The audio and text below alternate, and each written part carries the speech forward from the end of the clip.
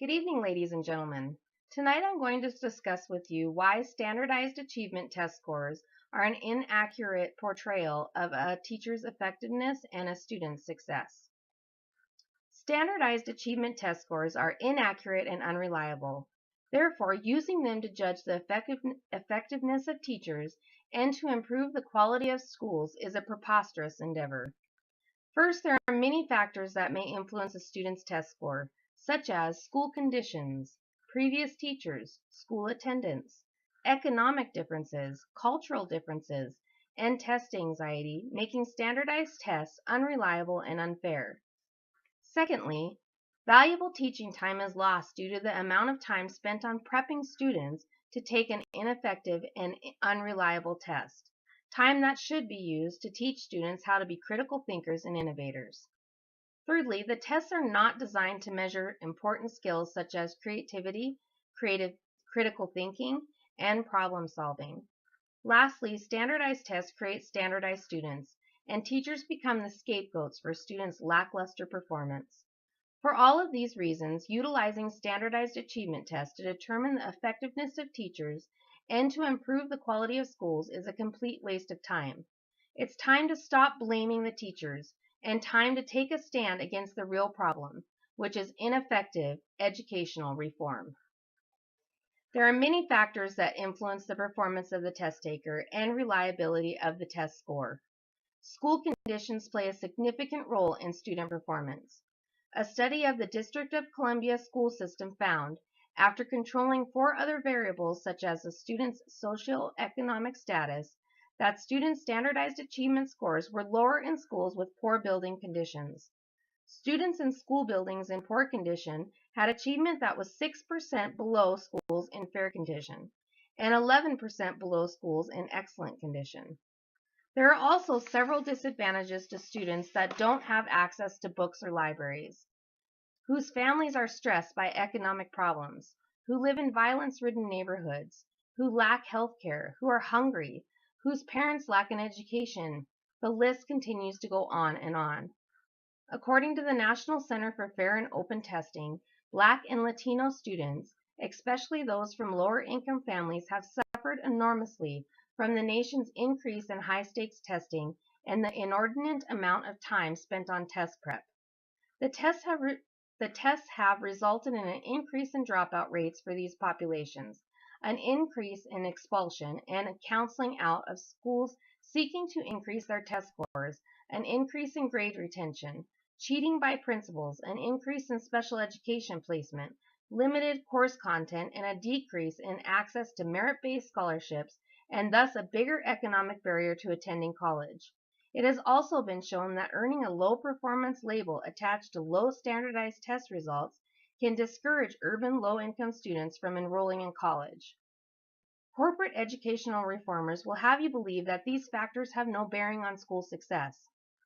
Standardized test scores tend to be highly correlated with socioeconomic status. Research has repeatedly found that the amount of poverty in the communities where schools are located, along with other variables that have nothing to do with what happens in their classrooms, accounts for a great majority of test score differences. Why do we continue to trust the same corporations that threw our country into financial crises with educational reform when research and evidence clearly proves that corporate educational reform is unsuccessful? Another factor affecting the reliability of standardized test results is the rise of test anxiety.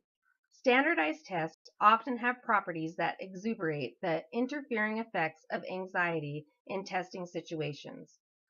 For example, time pressure in complex testing formats and instructions.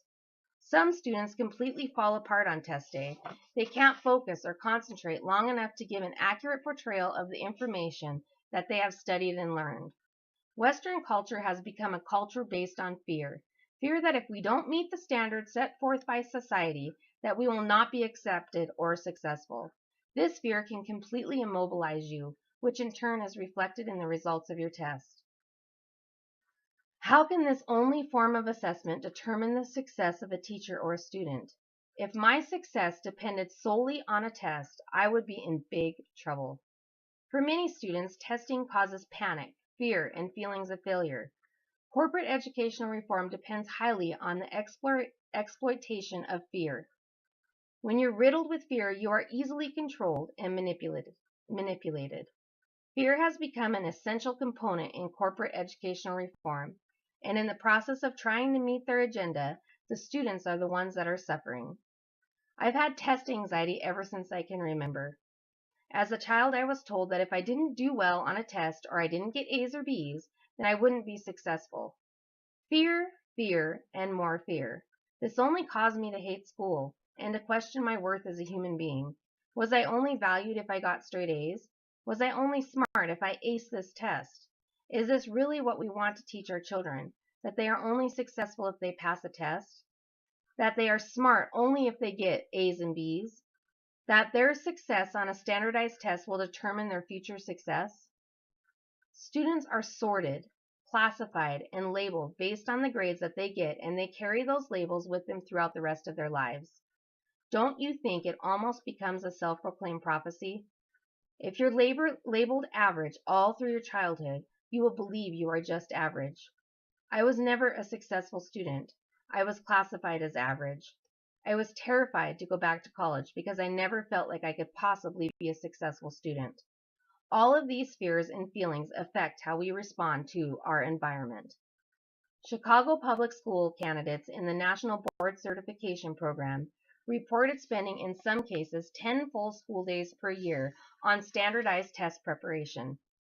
Valuable teaching time is lost due to the amount of time spent on prepping students to take an ineffective and unreliable test, time that should be used to teach students how to be critical thinkers and innovators. Teachers spend that time exposing students to subjects that are on the test and on the test only, leaving little or no time for art, music, social studies, or physical education. Education should prepare a student to be productive, successful members of society. How is this possible without a well-rounded education? In addition, standardized tests are not designed to measure important skills such as creativity, critical thinking, and problem solving. According to late educational research Gerald Barcy, qualities that standardized tests cannot measure include creativity, critical thinking, resilience, motivation, persistence, curiosity, endurance, reliability, enthusiasm, empathy, self-awareness, self-discipline, leadership, civic-mindedness, courage, compassion, resourcefulness, sense of beauty, sense of wonder, honesty, and integrity. It has become blatantly obvious that standardized tests are creating standardized students. Unfortunately, in Western culture, we are constantly being judged, critiqued, and categorized. The rich and the poor, the fat and the skinny, the smart and the dumb, the ugly and the pretty, the list goes on and on.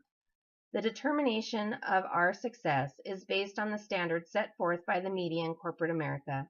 Therefore, we are measured and tested based on our ability to conform and not by the individual unique contributions that each of us can make to society. Standardized testing is just another way to destabilize a teacher's ability to produce critical thinkers and visionaries. Students are placed in the same box and they are required to meet the same standards without any thought of the unique gifts that each individual has to offer. The imagination and creativity is slowly choked out of students as they march to the beat of conformity. To make matters worse, a teacher's effectiveness is judged based on their ability to create a bunch of robots. We are doing students a great disservice when we distinguish the light of their creativity and imagination and place them in the same box to be judged by standards created by people that prioritize corporate control over public education. If you have ever studied the differences between Western art and Eastern art, you know that the majority of Western art portrays an importance of man type characteristic. Western art is imagined to have the capability to inspire individuals to pursue perfection. A million sunsets will not spur a man towards civilization. It requires a perfect art depiction of that sunset, a platonic image, to evoke into consciousness the finite perfections which spurs human achievement. This pursuit for perfection is inadvertently destroying us. The United States is plagued with depression and anxiety. Obviously, this materialistic keeping up with the Joneses, or in many cases being just like the Joneses, mentality is not working and will continue to be unsuccessful. I want my students to know how much they are valued. I want them to know that they are not defined by a grade on a test. I want them to know that everyone has something wonderful and unique to offer the world. I want to teach my students by allowing them to experience the world around them. I don't want my students to be stuck in a box due to society's standards of excellence. I don't want to be judged based on unreliable and unrealistic standards myself. The evidence is clear. Corporate educational reform is a complete and utter failure. It's time to stop blaming teachers for inadequate educational success. Educational reform mandated by corporations and government agencies do not have the best interests of students, teachers, or schools in mind. Evidence has shown that standardized achievement test scores are inaccurate and unreliable. It is also a fact that there are many factors that may influence a student's test score that are out of the teacher's control. In addition, due to valuable teaching being spent on prepping students to take these ineffective and unreliable tests, students are lacking the ability to critically think and problem solve. The results of corporate school reform have been ineffective and detrimental to the success of students, schools, and teachers. It's time to hold the ones that are truly responsible accountable and make changes that have the best interest of the students in mind. Thank you.